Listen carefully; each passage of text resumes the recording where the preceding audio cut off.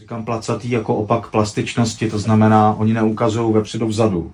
Komprimují prostor, komprimují trochu i dynamiku a všechno vám cpou jako pod mikroskopem dopředu. Dá se jim věřit spektrálně, ale absolutně lžou v tom se vepředu a vzadu a vy to potom nevidíte. Úplně normální, že kdo dělá akustiku, tak ví, že prostě basové vlny jsou 6 metrů dlouhý a vejšky jsou milimetry a tudíž, že tohle je normální. Jo? To jsou basy a doba do zvuku těch basů je vždycky a přirozeně mnohem delší. To je úplně v pořádku. Jo? Ale problém je, když se tohle děje ve středech.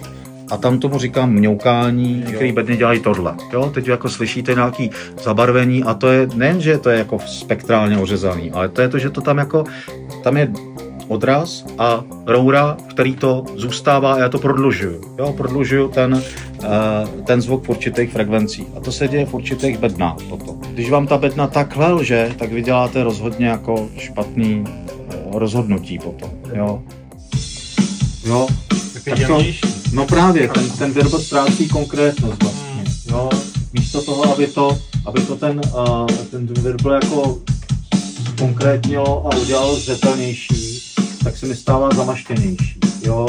RTAčko má prostě příliš pomalou detekci vůbec, tady jde o detekci, jo. Jedna věc je detekce a druhá zpracování, jo. A tak je zpracování, za jak dlouho to udělám, ale jde o to, kdy to on vlastně jako detekuje. Že na celý sběrnici všech channelů je ještě tohle, jo.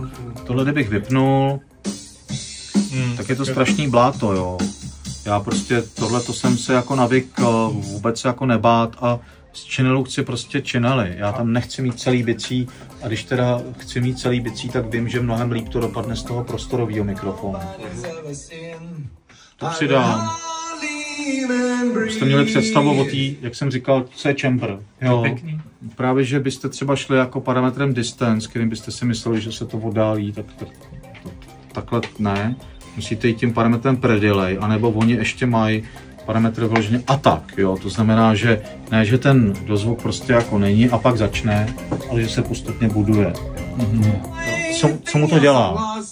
Bere mu to jako jeho osobitost, ale zároveň to dělá takový jako víc profi. Jo, tak takhle udělám jako takovýho hodnějšího, jo, hladšího. Má míň těch nosovek, ale už se trošku ztrácí von, že jo, tak jak jste ho předtím slyšeli, tak už to není ten zpěvák jako byl, jo.